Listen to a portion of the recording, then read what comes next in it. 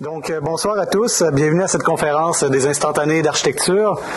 Donc, avant de débuter, je tiens à remercier les commanditaires, donc sans qui cette série de conférences ne serait pas possible. Donc, premièrement, en fait, le Musée de la Civilisation avec Martin et toute son équipe, donc pour son accueil chaleureux, la Ville de Québec, la Faculté et l'École d'architecture de l'Université Laval, Collectif, donc qui est une plateforme de diffusion des idées architecturales au Québec, et bien sûr Tremco, grâce à qui nous pouvons réaliser 4 conférences BEST, donc BEST pour bâtiment, écologie, sciences et technologie, donc série dans laquelle la conférence de ce soir s'inscrit. Donc je tiens d'ailleurs à souligner la présence de M. Ghassan Hanoun, qui représente Tremco ce soir, donc merci beaucoup de votre présence et merci de votre généreux partenariat. Donc, c'est avec grand plaisir qu'on reçoit ce soir Dominique Jacob de l'agence Jacob et McFarlane, basée à Paris. Donc, fondée en 1992, cette agence d'architecture multiculturelle et pluridisciplinaire explore les technologies numériques, à la fois comme apport conceptuel et comme moyen de fabrication, en utilisant les nouveaux matériaux comme façon à créer un environnement plus flexible et plus responsable. Donc, on notera parmi leurs principales réalisations le restaurant Georges au Centre Georges Pompidou en 2000, qui fut d'ailleurs mon premier coup de cœur numérique alors que j'étais étudiant, donc assis à votre place. On notera aussi donc le Cube Orange à Lyon en 2010, les Docks, donc la Cité de la mode et du design à Paris en 2012, et bien sûr le FRAC plus récemment en 2013 à Orléans.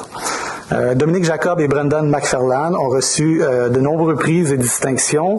Ils ont publié de nombreuses monographies et leurs œuvres furent exposées dans de prestigieux musées, donc tels le Centre Pompidou, le SF MoMA, le Mori-Art Museum de Tokyo et le V&A de Londres, pour ne nommer que ceux-là.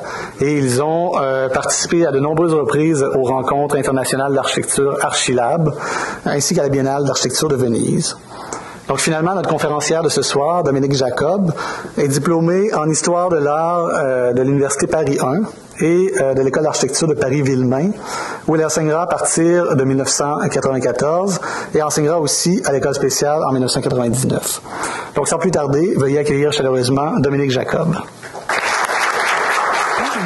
Merci beaucoup à l'Université de Laval d'avoir organisé ce voyage jusqu'ici, cette période particulière, mais j'apprécie beaucoup d'être là parmi vous ce soir. Je vais vous montrer plusieurs projets et en fait, et vous parler un petit peu plus on est intéressé par beaucoup d'aspects dans l'architecture, donc on ne peut pas toujours tout isoler, mais je l'ai intitulé Interlands parce que j'avais envie de vous montrer dans plusieurs de nos projets comment finalement des espaces de porosité, de contact entre différents milieux qui peuvent être aussi bien un paysage, un territoire, un bâtiment donné, un intérieur donné, comment finalement ce sont souvent ces moments particuliers où on a des éléments d'architecture très particuliers qui peuvent s'exprimer. Si on retourne, c'est un petit peu finalement qu'on a un corps humain qui se déplace dans un espace, c'est aussi comment la peau finalement, on a notre corps et finalement on a une interaction avec un espace à travers notre peau et comment des fois cette peau finalement elle est assez externalisée ou comment des fois elle se rapproche beaucoup plus du corps. Et je suis très persuadée qu'au fur et à mesure de l'avancée des différentes technologies, comment les matériaux vont être beaucoup plus sensibles, beaucoup être réactifs, comment l'architecture va se rapprocher de plus en plus du corps. Donc voilà, c'est un sujet qui nous intéresse et je vous montrerai à travers différents projets que vous devez connaître en grande partie, mais je vous montrerai certains nouveaux projets en fin de conférence. Donc c'est pour ça que je montre ce soir le restaurant Georges, même si c'est quand même un de nos premiers projets, c'est 1998, mais c'était quand même un contexte justement particulier parce qu'on intervient dans un bâtiment qui est quand même une icône de l'architecture du XXe siècle. C'était pas du tout évident qu'on a commencé ce concours, comment proposer une intervention dans un bâtiment qui est tellement fort, Renzo Piano, Richard Rogers, je pense que c'est toujours le plus beau bâtiment de Paris, c'est une incroyable machine qui est vraiment extrêmement dynamique dans la ville et c'est vraiment finalement très proche du thème de ma conférence ce soir, parce que on s'est dit finalement la seule manière d'intervenir dans ce bâtiment si fort, c'est de s'y glisser. et on s'est glissé dans sa trame. C'est un bâtiment qui est complètement tramé. On a une trame c'est 80. Vous aviez le fameux carré de moquette. Je ne sais pas si vous connaissiez le bâtiment avant sa rénovation dans les années 2000. Il était couvert de ces petits carrés de moquette qui faisaient 40 par 40 cm. Mais 1m60, c'est la traverse des menuiseries. En hauteur, vous avez également la même trame qui se répète partout. C'était une énorme matrice. Et on s'est dit que finalement, pour dialoguer avec ce bâtiment, pour y insérer les différents équipements d'un équipement qui est quand même beaucoup plus modeste qu'un musée, qui n'est qu'un restaurant, c'était de s'imbriquer dans cette trame, de la déformer et de créer ces différentes coques que vous voyez en aluminium qui abritent différentes fonctions du restaurant. C'était une très belle aventure, parce c'était vraiment le début de notre agence avec Brennan McFarlane. Et c'était assez aventureux parce que c'était le début quand même des logiciels 3D. C'était très compliqué de trouver, on n'avait pas 3DS, on n'avait pas Rhinocéros, on n'avait pas tout ça. Et on s'est rapproché finalement des domaines industriels qui eux étaient en avance, ou qui étaient beaucoup plus développés sur ces thèmes. Donc c'était plutôt l'architecture navale. Donc on a travaillé avec des ingénieurs qui fabriquaient des bateaux et par la suite avec des industries qui fabriquaient des bateaux. Parce que dans l'appel d'offres, quand on comparait finalement la technicité de réalisation et la finesse de réalisation d'une entreprise qui faisait des bateaux et d'un serrurier en bâtiment, on va dire un chaudronnier, le choix était très facile. Et c'est ça aussi qui est génial dans ce métier, parce que je crois que parmi beaucoup d'entre vous êtes étudiants, c'est que finalement, à travers chaque projet, on rencontre des gens qui sont dans des domaines d'excellence très différents. Et ça, c'est génial. On n'est pas du tout dans un domaine qui se répète. À chaque projet, vous rencontrez des nouvelles entreprises, des nouveaux métiers, des nouvelles technologies. Et c'est ça qui nous passionne. Nous, c'est pas d'être dans la répétition d'un modèle éprouvé, mais c'est plutôt au contraire d'essayer chaque fois de rencontrer des gens, d'avoir de nouvelles aventures, de voir qu'est-ce qu'ils peuvent faire et comment on peut faire quelque chose ensemble. Donc ça, au restaurant Georges, c'était... voilà, je passe un peu vite, excusez-moi, c'est le contrôle. Donc là, vous voyez bien comment ces coques sont déformées en aluminium. Et l'aluminium qui était justement aussi une non-couleur dans un bâtiment qui est très codé dans les couleurs, où chaque couleur, on avait le bleu, c'est l'électrique, le jaune, c'est l'électrique, pardon, excusez-moi, le vert, c'est l'eau, le bleu, c'est l'air. Et donc, c'est des couleurs très fortes, très vives. Et pour ne pas rentrer il faut avoir une manière d'avoir un dialogue. On se dit que l'aluminium, qui n'a pas de couleur, qui est assez intemporel, qui a une continuité d'un sol qui devient mur, qui devient plafond, était une manière d'y répondre. Et après, en utilisant toute l'intelligence des systèmes, c'est-à-dire qu'on a les tubes d'air qui descendent du plafond, de même pour l'eau, pour l'électricité, on a continué le système qui avait été mis en place dans le bâtiment. Donc des photos de l'intérieur. Et le mobilier était plutôt un non-événement. Il a la hauteur d'une table, c'est à peu près 80 cm. Donc c'est comme un data qui traverse le restaurant. Donc vous voyez, le mobilier est plutôt carré, très sobre, pour laisser simplement ces grandes formes venir séquencer l'espace intérieur du bâtiment. Et l'intérieur des coques, elles, qui sont donc plus intérieures, ont chacune une couleur spécifique. Donc ensuite, un autre bâtiment qui est aussi au sein d'un espace existant, qui était plutôt une cathédrale industrielle construite par Claude Vasconi. Je ne sais pas si vous le connaissez, qui est un grand architecte français, décédé malheureusement il y a quelques années. Et Claude Vasconi avait eu la commande de refaire tout le trapèze qui est à Boulogne, c'est la périphérie de Paris, c'est toutes les usines Renault. Et ce premier bâtiment qu'il avait construit en 1984 devait être un prototype des futures usines Renault qui devaient s'étendre sur tout le site. Donc on avait ce bâtiment prototype terminé en 1984, mais cette même année, Renault décide de déménager ses usines plus loin en banlieue parisienne. Et finalement, c'est un prototype qui était resté à peu près, on va dire, qu'on a commencé à y travailler jusqu'en 2001, plus de 16 ans, presque vide, inutilisé. Pratiquement neuf. Là, vous voyez ici, est-ce que j'ai un pointeur avec ça ? Non, d'accord. Parce que là, vous voyez, c'est en arrière-plan de ce bâtiment, c'est l'île Seguin, dont vous avez dû entendre parler. Il y avait un projet également de Tadao Ando qui n'a pas été réalisé de musée. Et maintenant, il y a il y a une salle de concert par Shigeru Ban qui est en train de se terminer. Toujours est-il, donc, on nous demande d'intervenir, c'est un concours, d'intervenir sur ce bâtiment pour réaliser le centre de communication de l'entreprise Renault, donc industrielle de voitures. Donc, on a eu le même, c'est pas le même raisonnement qu'à Beaubourg, mais c'est quand même, il y a dans l'approche, c'est l'idée de se glisser dans un bâtiment existant, donc comprendre la logique. Ici, c'était donc une grande halle industrielle avec des grands portiques en béton de très grande dimension, des hauteurs de sheds qui venaient éclairer cet espace très profond de très grande hauteur, 9 mètres, 12 mètres, donc vraiment des espaces majestueux. Et et cette idée, c'est de pouvoir profiter au maximum de ces très grands sheds qui amenaient la lumière partout, et en venant glisser notre programme à l'intérieur des séquences animées par ces sheds.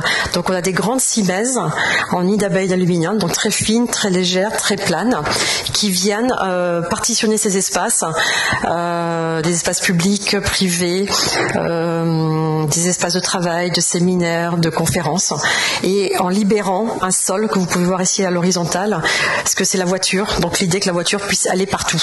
Elle peut glisser partout dans le bâtiment en rez-de-chaussée, elle peut monter de temps en temps dans les ascenseurs, mais c'était cette idée de pouvoir libérer le sol. Donc finalement, c'est un peu anti-restaurant Georges, où on déformait le sol. Là, on vient plutôt du plafond et on vient s'arrêter juste avant de toucher le sol. Et on garde le maximum de traces industrielles existantes du bâtiment. Donc d'autres vues. Et là, c'était ces grandes cimaises en nid d'abeilles. On a travaillé plutôt l'industrie aéronautique, parce que le nid d'abeilles, donc maintenant c'est quelque chose qui est beaucoup plus diffusé dans le bâtiment, mais c'est avec elle qu'on réalise, vous savez, les cockpits des Airbus, on fait donc on peut faire des très grandes dimensions et c'est extrêmement léger. Parce que bien sûr, la difficulté toujours quand on est dans un bâtiment existant, c'est qu'on ne construit pas du sol et on monte, mais il faut pouvoir se glisser à l'intérieur. Donc après, comment on peut acheminer tous ces éléments de bâtiment, comment les monter, ça devient toujours aussi, ça fait partie du projet. Différentes séquences. Et les intérieurs. Il y a je sais pas, normalement l'image est pas bon. Il y a un problème de centrage de l'image. Donc les auditoriums, vous voyez, normalement on voit qu'il y a une ouverture et que la voiture peut arriver, vous voyez, et puis elle rentre et on peut. Voilà. Donc tout était à l'échelle de l'automobile. Donc ce projet, donc la Cité de la mode et du design, un autre bâtiment industriel du côté de Paris-Est, à proximité de la gare d'Austerlitz. C'est un concours. Merci. C'est un concours qui avait été lancé. Ce bâtiment devait être démoli. Et la ville de Paris a lancé un concours sans certitude d'une réalisation, parce que la question se posait, est-ce que finalement on garde ce bâtiment, est-ce qu'on le démolit? Il faisait quand même partie du paysage parisien, et est-ce que certains investisseurs étaient intéressés de pouvoir y développer un projet? On a collaboré à ce projet avec plusieurs organismes, dont l'Institut français de la mode, pour y réaliser donc une cité de la mode et du design. Et notre constat avec Brandon était que ce bâtiment était extrêmement intéressant.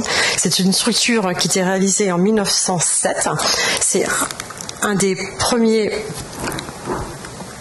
bâtiments en béton armé réalisés dans Paris, qui était qui s'étend sur plus de 600 mètres et qui donc là vous voyez la photo sur la scène, comment les berges avant n'étaient pas construites, mais comment elles descendaient doucement à l'eau. C'est marrant parce que c'est le début du XXe siècle, mais on a l'impression d'être vraiment projeté très loin dans le passé. Ce bâtiment servait à décharger des marchandises qui arrivaient par bateau pour les acheminer jusque vers la gare d'Austerlitz. Donc c'était vraiment un bâtiment industriel. Alors, d'autres photos ne marchent pas très bien. Vous voyez ici comment on avait ces éléments de structure qui venaient soulever, qui les a ramenés dans le bâtiment et ensuite s'étaient amenés vers la gare. Notre constat, c'est que c'est un bâtiment intéressant parce qu'il pouvait prendre des grandes charges. Il y avait une trame existante qui nous permettait de faire de beaucoup de choses. Et au lieu de détruire cette mémoire industrielle, il nous paraissait intéressant de la conserver, de la transformer et de la rendre dans une programmation qui pouvait être plus ouverte au public. Quand on voit ces images, c'est aussi un peu finalement préfiguration de ce qu'on va faire. Parce qu'après, on a eu cette idée d'un plug over, comment venir s'agripper à une structure en béton et d'arriver à exploiter des espaces supplémentaires en périphérie du bâtiment qui pouvaient ramener une programmation supplémentaire. Donc ça, c'est un vieux plan de la ville de Paris qui montre le bâtiment. Voilà. Et en fait, quand on fait le concours, c'est l'image du bâtiment qui a été transformé au fil des années, qui est un immeuble industriel qui a été malmené, qui n'a pas d'identité. Et donc notre travail, en regardant ces vieilles photos, en regardant des vieux plans, était finalement de récupérer la structure très répétitive, systématique, dans les deux sens, donc en désossant le bâtiment pour ensuite le réutiliser. Et en voulant exploiter en fait la surface qui était sur l'eau de la Seine, la surface qui était en toiture, pour récupérer des volumes supplémentaires, on a travaillé sur ce système d'arborescence qui, à partir de la structure répétitive existante du bâtiment, nous permettait à la fois de s'accrocher à cette structure, mais en même temps de créer des nouveaux espaces. Et ce système d'arborescence, c'est ce qui donne lieu à ce qu'on appelle le plug over. Donc c'est cette structure qui vient par-dessus cette structure très rythmée du bâtiment. Et notre projet, finalement, il est là, c'est le plug, parce que le reste, c'est le bâtiment qui existe avec sa structure, qui offre une flexibilité, qui a pour aujourd'hui un certain plan, mais finalement c'est un plan qui peut aussi évoluer. Et en faisant cette opération d'arborescence en faisant cette extension de volume au-dessus de la Seine, c'était aussi une certaine manière de rendre la Seine aux piétons, aux usagers. Parce qu'à Paris, pour certains d'entre vous, maintenant les choses changent. On a maintenant les berges qui sont en train d'être de plus en plus aménagées et piétonnisées. Jusqu'à très récemment, c'était surtout la voiture qui pouvait profiter de la vue sur la Seine. Et les piétons étaient vraiment relégués dans un second espace. Donc ici, l'idée que cette excroissance de volume sur la Seine puisse devenir une promenade sur la Seine, et cette idée que depuis le quai bas, on monte dans un bâtiment et on peut se retrouver sur le toit d'un bâtiment, un petit peu comme on était sur un grand bateau. On a une hauteur également qui est intéressante ici, parce que beaucoup de bâtiments dans Paris sont à une hauteur constante, c'est Haussmann. Donc on a une hauteur de 6-7 étages qui est presque constante dans la ville. Et là, je trouve que l'intérêt de ce bâtiment, c'est qu'en fait, il est bas.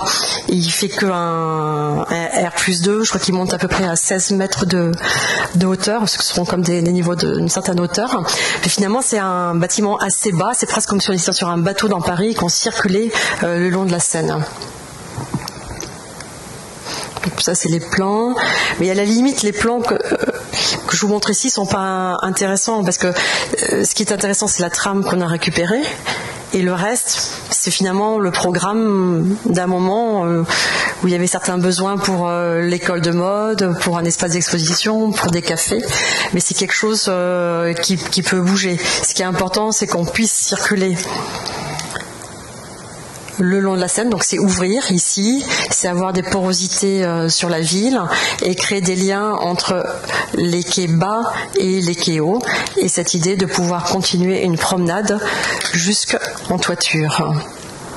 Donc là, c'est un espace d'exposition. Donc pareil, on va dire que c'est vraiment la demande de programme qui a dicté la répartition des espaces.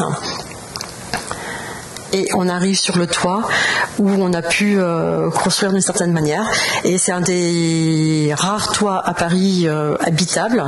Mais ça, c'est quelque chose pour lequel on milite beaucoup. C'est la 5e façade et quand même un espace incroyable qui est encore très peu utilisé. L'architecture moderne a plutôt très mal. Quand on regarde au 19e siècle, 18e siècle, si on remonte, les toits ont toujours été une merveilleuse expression dans les villes.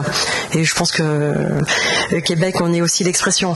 Et finalement, le 20e siècle, avec la toiture terrasse, elle a quand même amené des toitures techniques qui pour les villes ont été en général quand même très mal travaillées. Ça devenait qu'une interface technique, alors que c'est quand même une surface d'interface avec l'environnement qui est extraordinaire.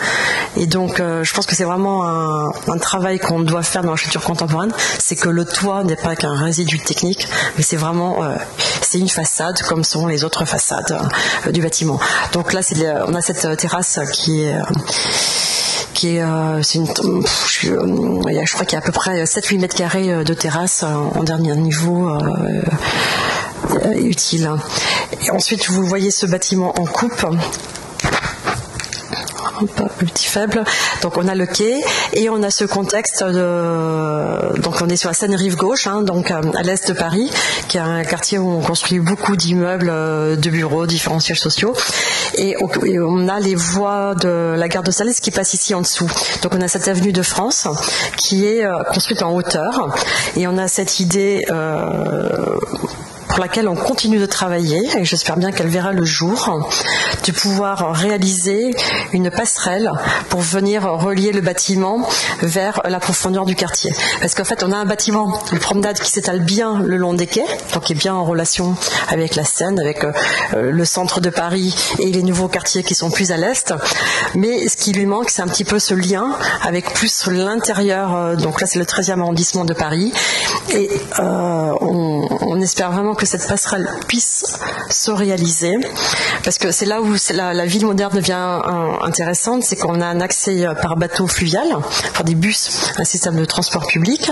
L'idée qu'on puisse venir traverser un bâtiment, aller sur le toit de ce bâtiment, emprunter une passerelle qui nous mène ensuite vers l'intérieur du quartier. Donc c'est comment un bâtiment peut vraiment devenir vraiment actif dans l'environnement où il s'insère, et il peut provoquer des nouvelles liaisons, des nouvelles manières de circuler dans la ville. Hong Kong le fait très bien, où on peut circuler souvent sur des passerelles qui sont plutôt au premier étage ou au deuxième étage, et on passe d'un bâtiment à un autre, et la ville a comme ça plusieurs niveaux de circulation. Il y a vraiment des moments assez de programmation intéressantes qui peuvent s'opérer dans ces lieux. Donc voilà, donc ça c'est aussi notre travail d'architecte, c'est qu'en fait on réalise un bâtiment, il y a un moment de livraison, mais c'est aussi intéressant de continuer finalement à travailler avec les gens qui l'occupent, à travailler avec les programmes qui peuvent évoluer, et comment ce bâtiment en fait peut s'insérer dans une histoire continue. Donc ça c'est une image, elle n'est pas réalisée, c'est une mise en perspective de cette passerelle. La réalisation, donc, il vous montre comment on opérait depuis le fleuve, comment cette structure donc s'accroche bien sur cette structure en béton. Ce qui est intéressant dans la structure en béton armé, comme c'était une des premières, c'est qu'elle opérait aussi un peu à des logiques qu'on avait avec le métal, où on avait l'effort du métal, et au fur et à mesure où les charges se réduisent, l'épaisseur devient plus fine. Et finalement, ils ont réalisé ce bâtiment en béton de cette manière-là. Les poteaux au rez-de-chaussée sont très épais, un peu moins en premier et encore moins en deuxième. Et c'est étonnant parce que finalement, quand on regarde maintenant l'architecture en béton, elle est beaucoup moins. On est souvent plutôt dans des choses qui descendent, mais finalement, on ne reprend pas tellement l'expression des efforts. Donc, quelques vues dans la Seine. D'autres vues aériennes avec ce toit, et on voit le ponton qui sont aménagés pour l'accessibilité des bateaux. Donc je passe plusieurs vues, des vues du bas. Et on voit toujours donc notre attention quand on intervient sur un bâtiment, de toujours laisser bien distinct finalement notre intervention et le bâtiment tel qu'il était. On n'essaye pas de transformer l'ensemble du bâtiment, mais de bien distinguer finalement l'écriture industrielle 1907 et l'écriture 21e siècle. Et ce qui nous intéresse, c'est finalement ces frictions qu'il y a entre ces deux textures. Donc on a le métal qui travaille avec les dernières technologies, avec l'entreprise Eiffel qui a tout découpé en 3D. Et après on a le béton qui est là beaucoup plus grossier parce que c'est 1907, c'est les premiers bétons, donc des très gros granulats. Des fois on a les aciers qui restent apparents, on a des anciens graffitis qui restent insérés. Et des fois c'est pour nous très important. On avait fait la même chose avec Renault et c'était pas évident parce que pour Renault qui veut produire des voitures, il voulait quelque chose de flambant neuf finalement. Et essayer d'expliquer à un industriel que c'est aussi important de garder cette trace d'histoire, ce sont des sujets qui sont intéressants, mais je pense que c'est important de garder chaque fois ces traces qui montrent finalement l'histoire aussi de la construction. D'autres vues.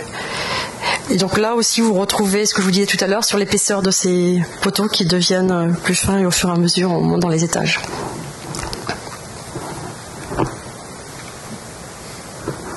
Des vues à l'intérieur. Donc c'est un bâtiment qui est semi-ouvert. C'est pas cette idée d'être en lien avec le milieu environnement, avec la Seine, avec le climat. C'est pas comme un grand bâtiment clos à l'intérieur duquel on trouve plusieurs activités, mais on est dans un immeuble qui est abrité, qui est couvert, mais qui n'est pas fermé, dans lequel on trouve plusieurs activités.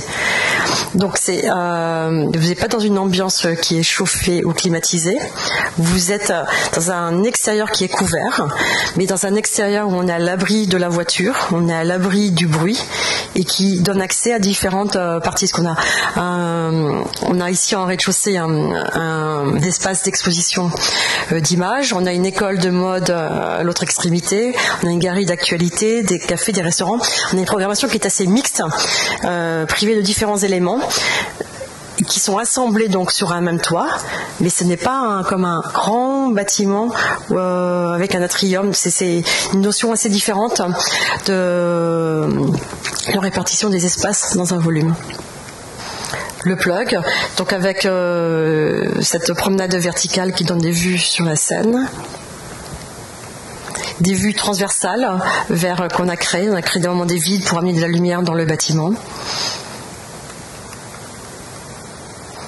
Et ensuite, vous voyez dans les aspérités du béton dont je vous parlais, mais on voit ces gros granulats.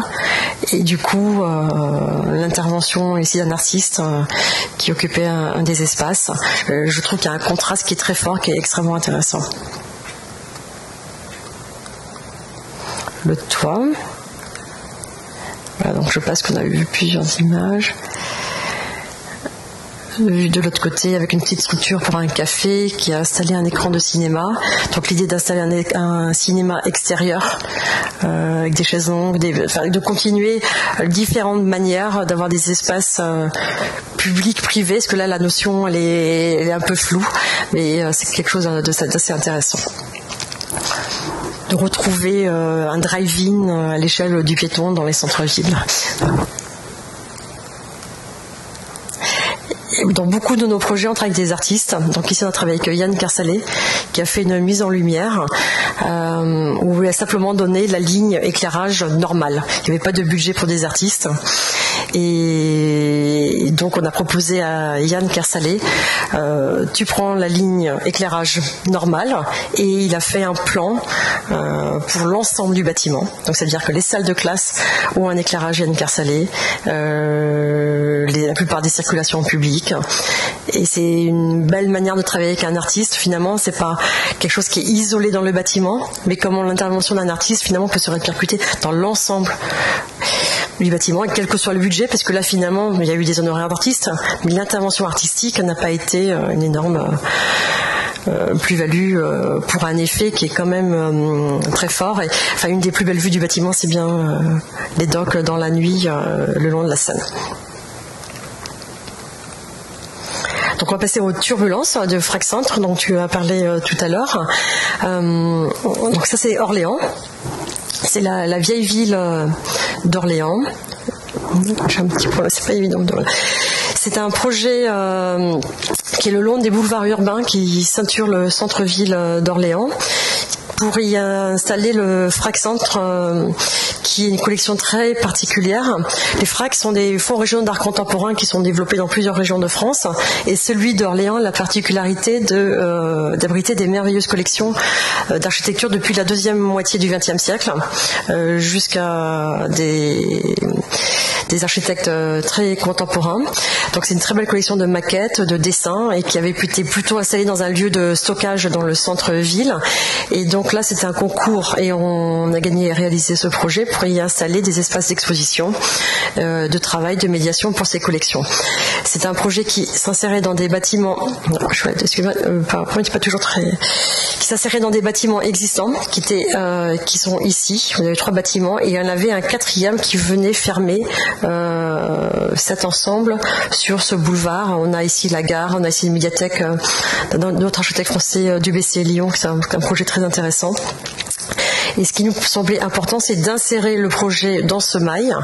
Et c'est pour ça qu'on a proposé de démolir ce 4e corps de bâtiment qui a fait un petit peu débat, parce qu'on pour nous, un équipement public doit être ouvert sur la ville, et si un équipement est fermé sur la ville, c'est pas facile de parler de cette ouverture. C'est pour ça qu'on a proposé dans notre projet de venir ici, casser ce bâtiment, de faire une grande fenêtre sur ce boulevard urbain qui est là. Ensuite, c'était... Alors, bon, j'ai des images qui passent, je sais pas ce qui se passe, bon, ok, bon. Petit problème d'image. On a, pour travailler dans cet ensemble de corps de bâtiments qui sont finalement de périodes différentes, de constructions différentes, qui ont des trames différentes. On a voulu travailler à partir des lignes de force, des structures de ces ensembles de bâtiments. On est dans un ensemble de constructions qui sont très petits tout autour, qui sont assez hétéroclites, et on a voulu travailler plutôt comme on pouvait remettre tous ces corps de bâtiments en lien, en résonance, et en prenant l'espace de la cour qui était créée comme aussi un espace, c'était aussi une manière d'installation de ce bâtiment. Donc la cour, elle est aussi importante que le bâtiment, et c'est cet espace topographique qui vient créer ces émergences, qui sont l'interface du bâtiment entre la ville et les espaces d'exposition.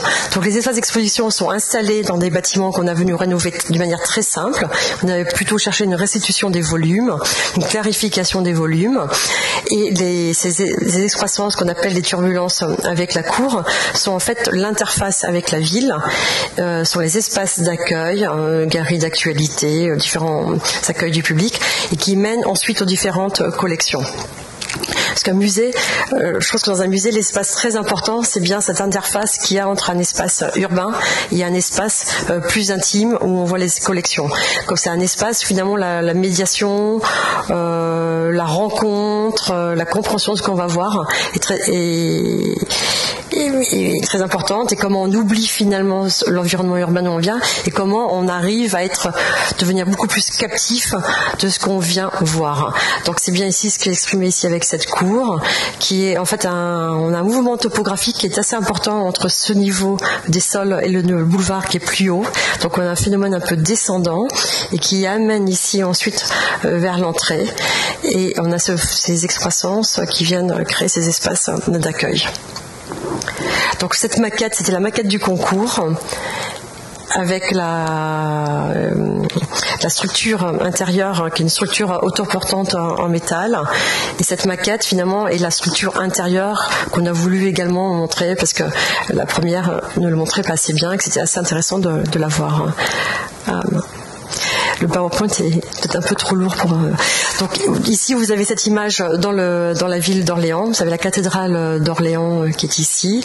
On a les 3 bâtiments qui accueillent les différents espaces d'exposition. Et donc là, ici, vous avez le sol de cette cour qui ensuite vient s'élever pour créer les turbulences. Donc pareil, ici le plan en fait finalement est plutôt informatif qu'autre chose. Passer.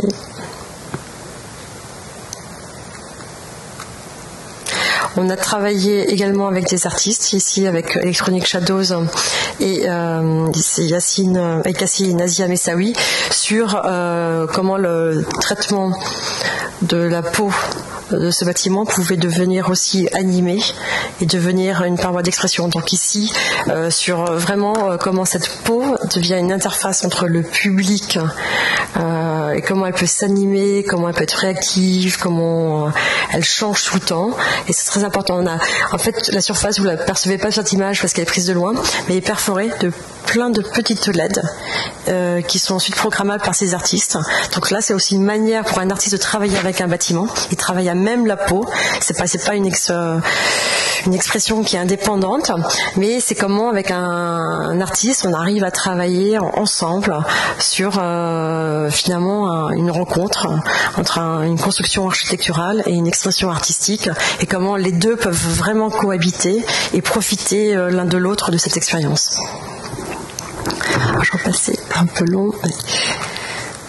Donc c'était donc ici c'est leur dessin de comment mettre en lien ces différentes LED, comment elles pouvaient créer ces tensions, comment elles peuvent être en interaction sur des programmes qui réagissent avec la météo, avec des événements qui arrivent dans le monde, et comment cette programmation peut aussi devenir utile pour l'équipement. On verra des photos de cette réalisation plus tard. C'est un projet qui a réuni beaucoup de monde. C'est le même corps informatique des premières maquettes du concours jusqu'à la réalisation définitive de tous les éléments, avec tous les corps d'État qui ont participé et qui ont tout été préfabriqué en atelier. On a eu des relevés 3D faits sur site pour vérifier l'exactitude de ce qui était réalisé, pour pouvoir ensuite continuer avec une autre étape. Mais chacun travaillait finalement sur le travail de ce qu'avait fait le précédent. Donc le menuisier sur ce qu'avait fait le charpentier, l'électricien, ainsi de suite. Et c'était vraiment un travail collaboratif assez fantastique. Donc ça, c'est le travail sur les peaux intérieures. Le travail du serrurier. Encore, voilà. Donc le premier montage en atelier des structures, qui ensuite a été démonté. Alors, j'ai pas les photos de chantier, dommage, mais qui ensuite ont été amenés sur le chantier et remontés. Et c'est ce qui était vérifié ensuite avec un géomètre 3D. Et on était à 2 cm maximum d'écart, mais qui permettait ensuite aux autres corps d'État d'être sûrs qu'ils pouvaient arriver avec leurs panneaux. Donc ils n'ont pas eu besoin de venir et de mesurer leurs panneaux, parce qu'ils l'avaient déjà en fichier et ils savaient que l'installation métallique était conforme. Donc ce qui a permis à tout le monde finalement comme ça par succession d'intervenir. Donc la réalisation avec la cour, l'entrée, différentes vues. Et ce que vous voyez ici, à droite, c'est un paravent. C'est un moment, c'est presque comme un accident. Des fois, on a un bout de la cour topographique qui se relève et qui vient former un paravent devant une entrée un peu annexe, plutôt du personnel. Mais des fois, on a des éléments comme ça qui sont hors programme et qui interviennent, mais qui sont intéressants d'un point de vue on va dire spatial dans l'équipement. Et vous voyez bien comment on profite de l'ouverture vers la ville. Si on avait eu un mur devant, on aurait eu un équipement vraiment fermé, tandis que là, cette décision de casser un bâtiment était extrêmement importante. Donc là, le contraste entre notre peau et puis celle du bâtiment réhabilité.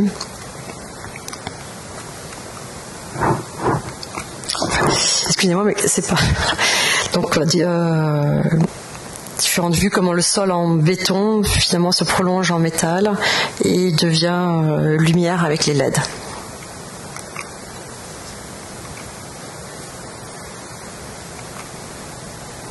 Les vues intérieures. Alors ce qu'on voit sur cette vue, c'est la manière dont on a traité finalement comment cette cour se soulève et vient créer ces espaces. Pour bien créer cet espace intermédiaire avant de rentrer dans l'espace des collections. Et là, on retrouve la façade du bâtiment telle que. Donc c'est une façade extérieure sur laquelle c'est presque comme on avait un voile, comme une sorte de tente qui venait créer cet espace intermédiaire d'accueil et qui permettait de réorganiser une distribution vers les différents volumes. Donc ensuite, c'est une expression très sobre. On a simplement un sol béton. C'est cette structure autoportante qui permet d'accueillir la librairie, les espaces d'accueil, la billetterie. Et tout ça dans des couleurs assez sobres, parce qu'après on a toutes les maquettes, les dessins d'architecture qui arrivent.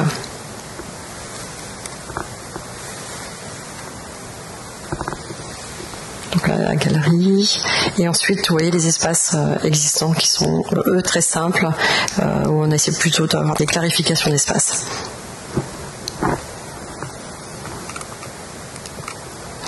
Et là l'intervention des artistes. Donc on voit quand on a des transparences qui révèlent la structure, et ensuite on a ces LED qui peuvent être activés à différents endroits de la peau. Normalement, j'ai quelques autres images.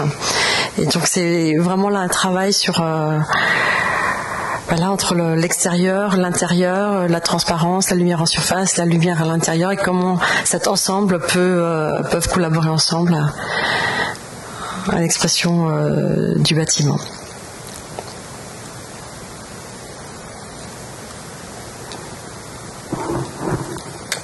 Une taille des LED. Donc maintenant on change d'espace géographique, de registre.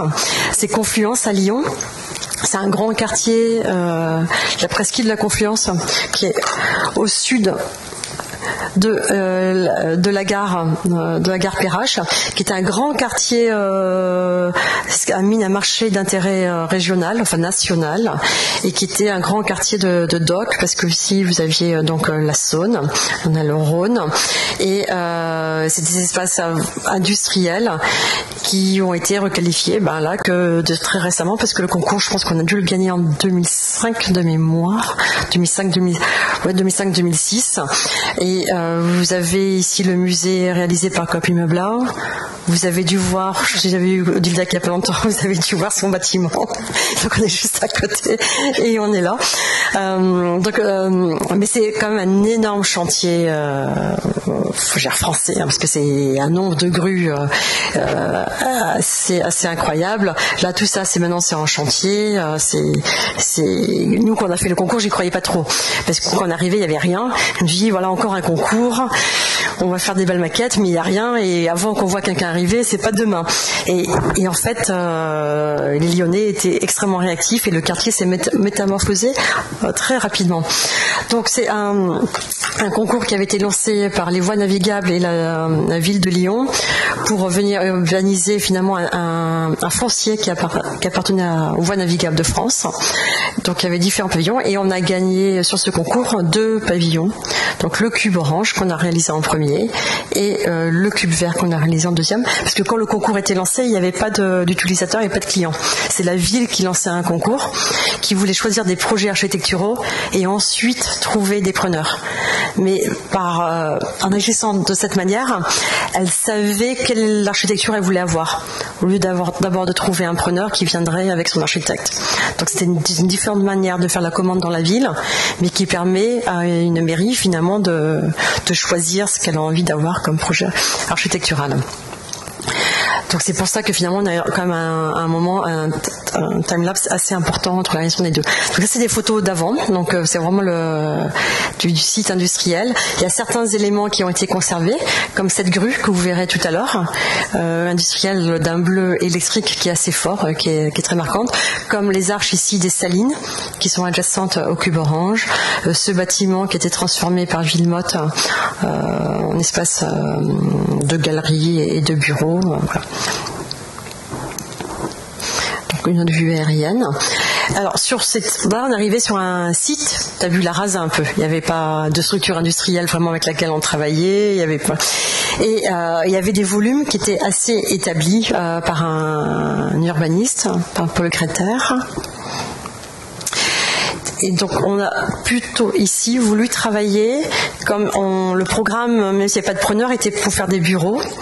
On n'avait jamais fait de bureau avant, et on s'est dit que sur un site aussi particulier, on on pouvait réaliser un bâtiment de bureau, mais il fallait quand même répondre finalement au caractère de ce site incroyable. Et comment faire profiter de ce paysage au maximum possible d'utilisateurs dans le bâtiment. Comment on peut être dans un site comme ça, ne pas avoir simplement, on va dire, les premiers bureaux qui profitent d'un très bel environnement, mais comment l'ensemble du bâtiment peut avoir le sens d'être actif dans cet univers. Et on a travaillé par ce système d'appropriation du paysage, comment on fait rentrer le paysage à l'intérieur du bâtiment et comment du coup ce phénomène va venir impacter la volumétrie de ce bâtiment. Donc on est parti d'un système classique de bureau, une trame de 1m35 en France, je ne sais pas ici, mais en France c'est 1m35, c'est la trame classique de bureau parce qu'après ça se divise en bureaux de 2m70 qui se déclinent. Donc on a pris tous les codes du bureau, mais on a fait ce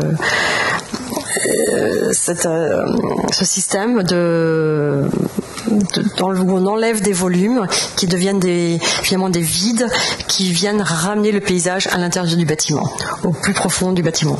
Donc c'est ce que vous voyez sur cette axonométrie où la matrice est la 1m35, les hauteurs d'étage classiques de bureau, mais on vient créer ces vides coniques qui viennent amener de la lumière, de l'air, et des vues dans le bâtiment. J'ai l'impression de cliquer toute la journée. Donc, je vais passer sur les plans. Donc, comment... Donc, après, on a un plan, on va dire pareil, qui peut bouger suivant les preneurs. Mais ici, on voit bien comment on a donc finalement la lumière, la vue et quelque chose qui nous semble très important dans un bâtiment de bureau où on passe finalement plus de temps des fois que dans son appartement, c'est comment on vit dans ces bureaux. C'est cette idée d'avoir des balcons qui sont à chaque plateau. Donc chaque plateau de bureau a accès à un extérieur où on peut avoir un moment de convivialité, fumer une cigarette, passer un coup de téléphone, discuter, s'isoler sans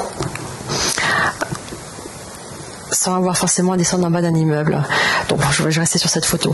Donc ici vous voyez le grand évidement qui est là, comment on a bien ces balcons, la grue industrielle qu'on a vue tout à l'heure qui se retrouve ici, qui est donc on va dire un bleu pétrole, et donc ce bâtiment qui est d'un orange minium, parce que c'est aussi la trace d'une couleur industrielle qu'on est venu retrouver, et avec la structure toujours qui est très lisible en béton tout simplement. On a ensuite cette maille qui vient habiller le bâtiment, toute hauteur, jusqu'au dernier étage, qui est perforée à 75% de vide, donc elle est très légère, elle est très transparente. De l'extérieur, elle donne un effet qui est très unitaire, mais de l'intérieur, on voit finalement les 75% de vide. Donc c'est pas du tout, on a une impression d'opacité de l'extérieur, mais depuis l'intérieur, c'est plutôt vraiment un phénomène de transparence, de dentelle, et qui fait que chaque élément est aussi un peu différent. Autre chose qu'on a fait dans ce bâtiment, c'est que vous avez le regard, donc bien sûr par ces grands évidements, mais également la manière dont on a travaillé la répartition des fenêtres. On a toujours le regard qui peut voyager dans l'espace. On essaie toujours d'élargir les espaces. Ouais, excusez-moi, les photos PowerPoint doivent être un peu lourd. Différentes transparences. L'éclairage zénital, ce qui fait que la lumière change tout le temps à l'intérieur du bâtiment, suivant les nuages, suivant le mouvement du soleil.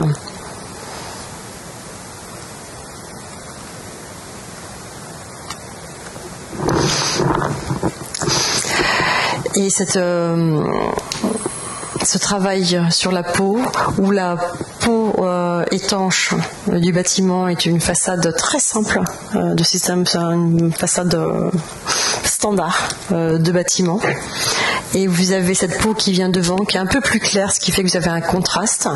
Ce sont des éléments, je crois qu'on a 5 modèles, mais qui, de la manière dont les assemble, donnent un aspect toujours changeant. Et c'est vraiment cette tension-là entre les deux qui donne vraiment cette particularité à ce bâtiment. Et le fait que Cela se continue au dernier étage, au dernier niveau, à toute hauteur, et qui crée un espace extérieur, mais habité, appropriable. Donc la pixelisation sur l'extérieur, qui fait comme chaque fois des grandes fenêtres particulières, où chacun a une manière de voir le paysage qui est plus individuelle. Les espaces au dernier étage, et comment le fait de monter cette maille jusqu'au niveau du toit fait qu'ici on a un espace extérieur mais intérieur. Si vous aviez cette peau qui s'était arrêtée à cet étage-là, vous seriez plutôt projeté vers le fleuve, tandis qu'ici on est bien dans un espace, en fait on se sent un peu protégé, on est un peu chez soi et finalement on l'habite. Et ici on a au dernier étage, on a les espaces plutôt de récréatifs pour les salariés, et c'est vraiment un espace qui est très utilisé. Bon, ils y plantent leurs salades, leurs tomates, ils font plein de choses, mais j'aime beaucoup ces espaces intermédiaires qui finalement permettent un usage du bureau vers quelque chose un peu différent. Donc notre vue de la terrasse, des vues des espaces intérieurs. Donc on voit bien la transparence avec la maille. Après l'intérieur des bureaux plus, je veux dire, classiques.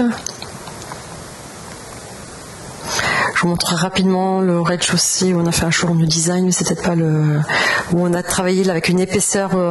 On a un grand chaisier en plâtre qui est comme une sorte d'épaisseur de la façade où on peut ensuite installer des éléments de mobilier de design.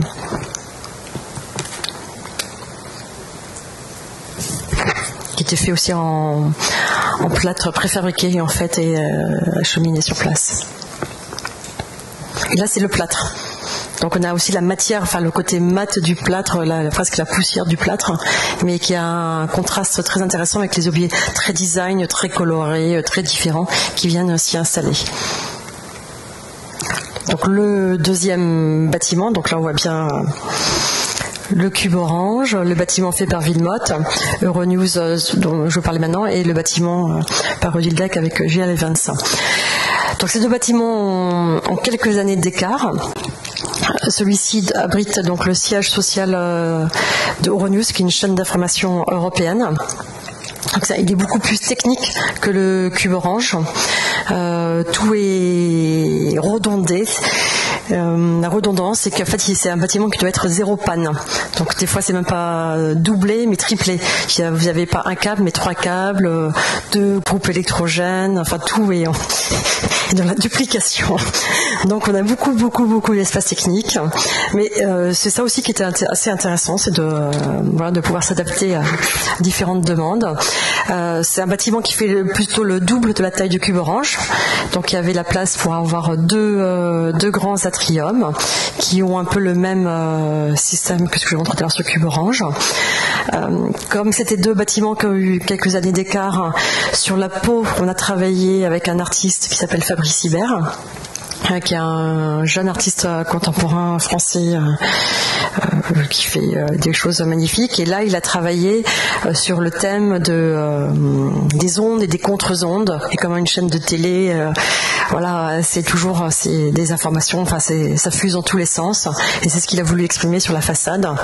Et donc on a ce travail-là qui m'intéresse beaucoup. On a le travail de l'artiste et finalement l'interférence avec l'architecture et comment cet espace pareil est créé en collaboration.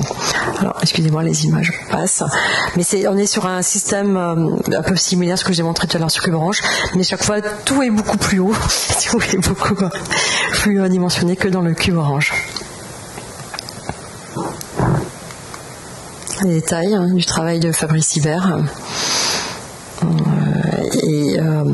Donc cette vue sur la Saône qui est visible depuis chaque plateau de télé, et la deuxième, est-ce que dans le même espace on voit aussi le ciel, et ça c'est vraiment comment on fait rentrer donc vraiment l'environnement extérieur jusqu'au cœur d'un bâtiment, y compris d'un bâtiment de télé. Et vue sur Lyon la nuit.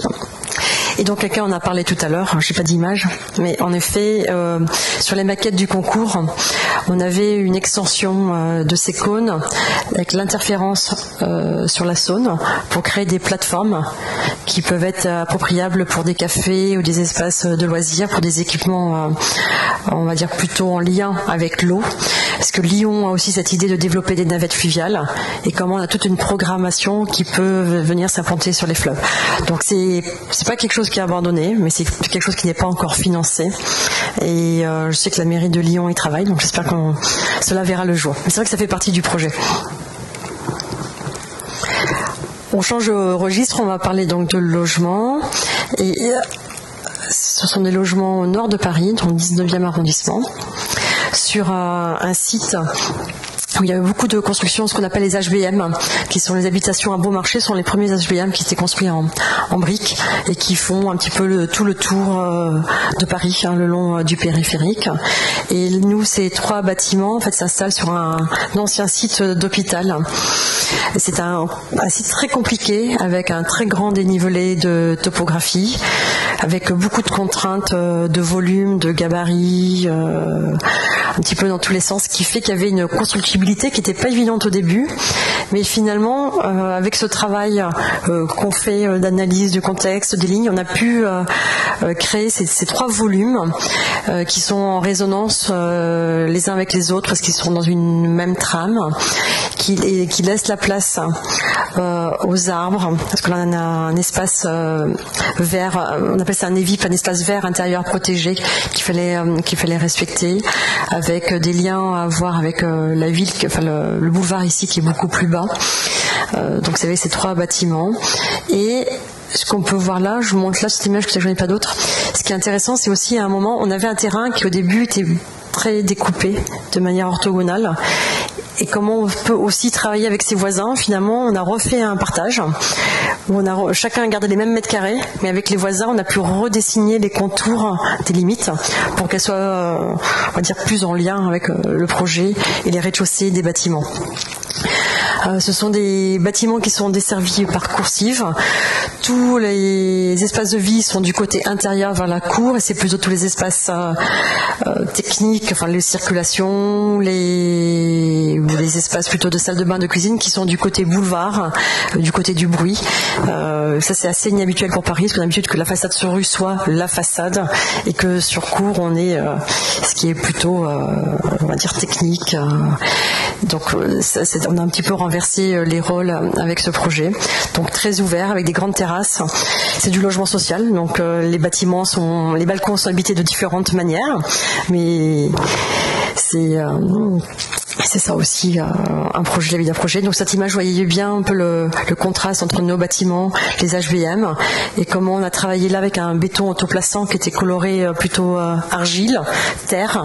C'est vraiment des rochers qui sont issus du sol, qui montent, mais c'est dans une harmonie finalement entre ce béton couleur argile et les briques qui sont en arrière-plan.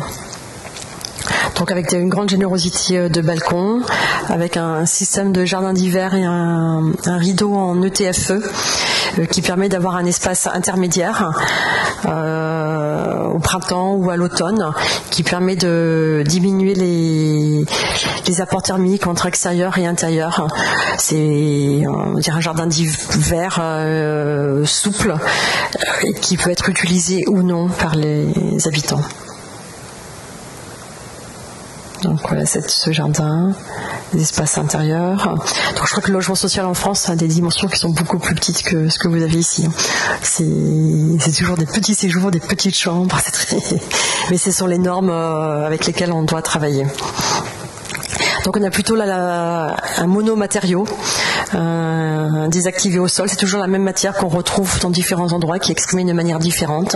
Et donc j'aime beaucoup cette image où vous avez donc ce balcon et qui s'ouvre, et comment on a cette relation finalement entre les HBM du début du XXe et le nouveau bâtiment.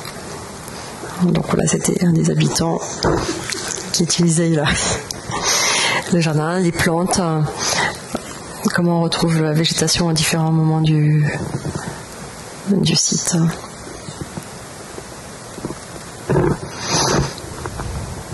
Le bâtiment de nuit. Et la vue, cette rue en dénivelé avec ce mur en meulière.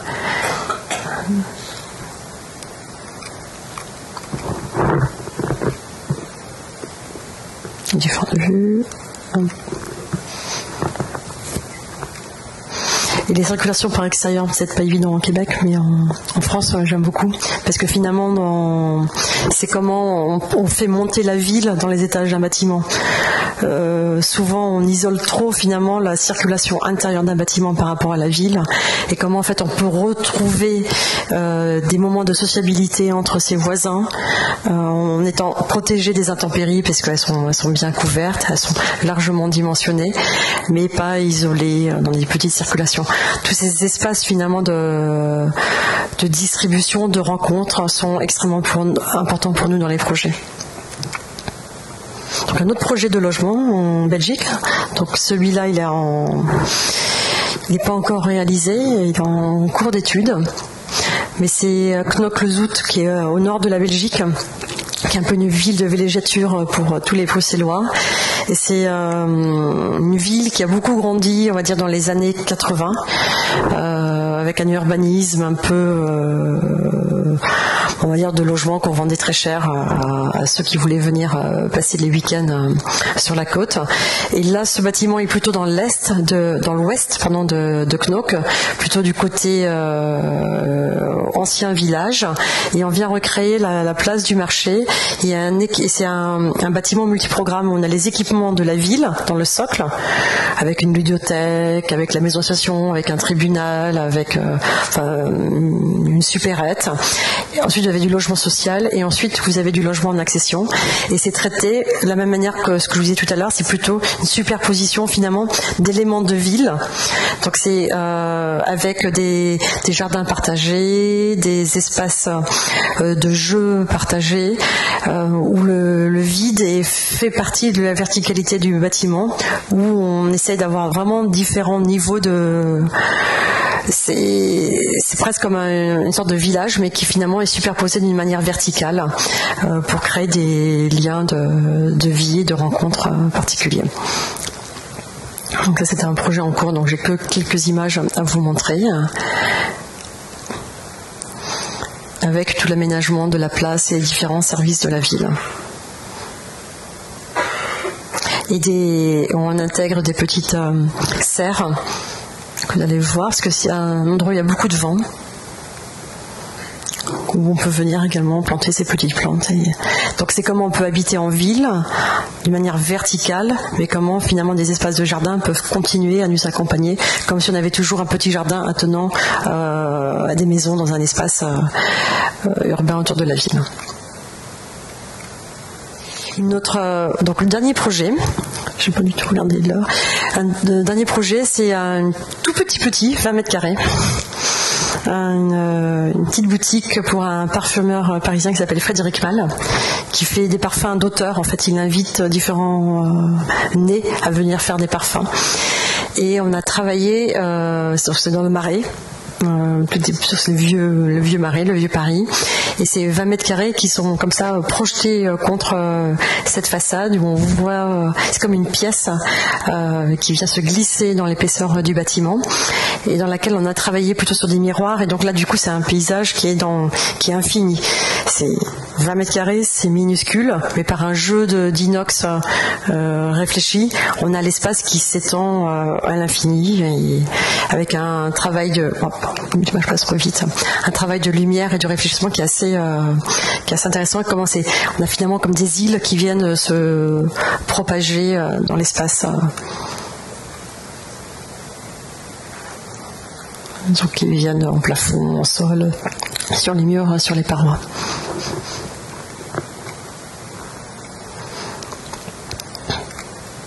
Donc un grand travail là sur la lumière aussi.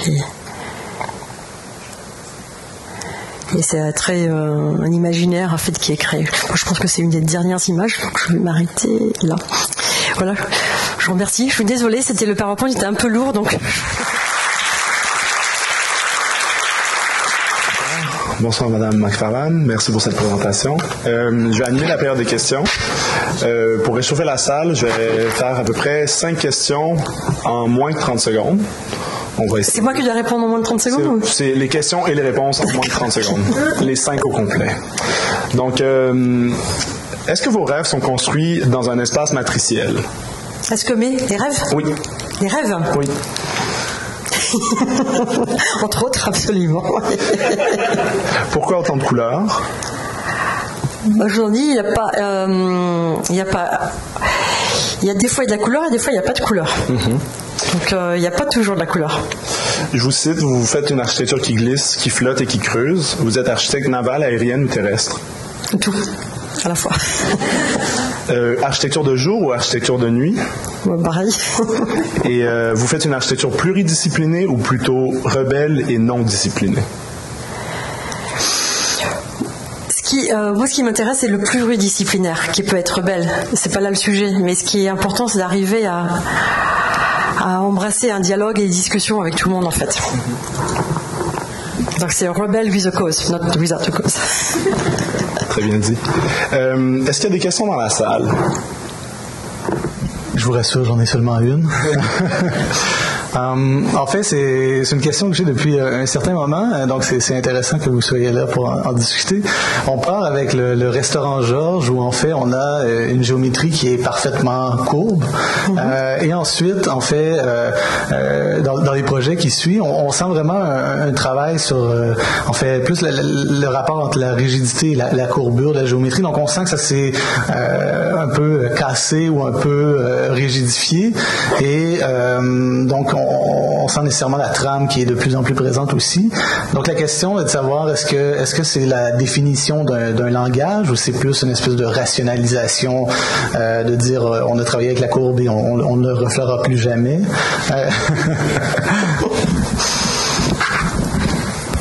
Je pense qu'on reviendra peut-être à la double courbure, hein, c'est ça dont on voulait parler.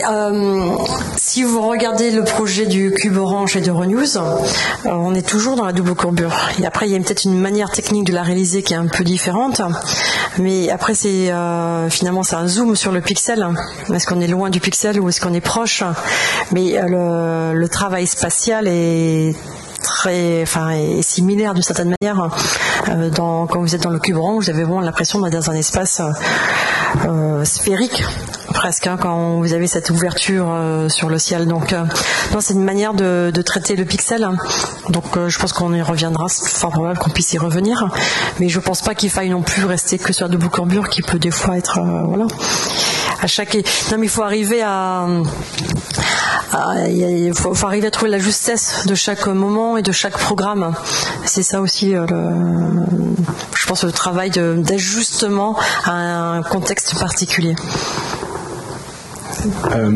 J'aimerais vous entendre un peu plus au sujet de votre rapport avec la technologie.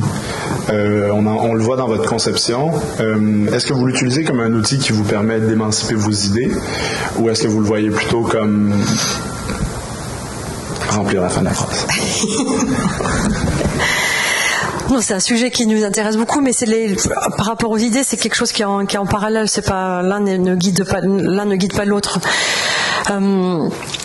Ce qui nous intéresse, c'est dans le travail d'échange avec les différents réalisateurs, c'est comment on peut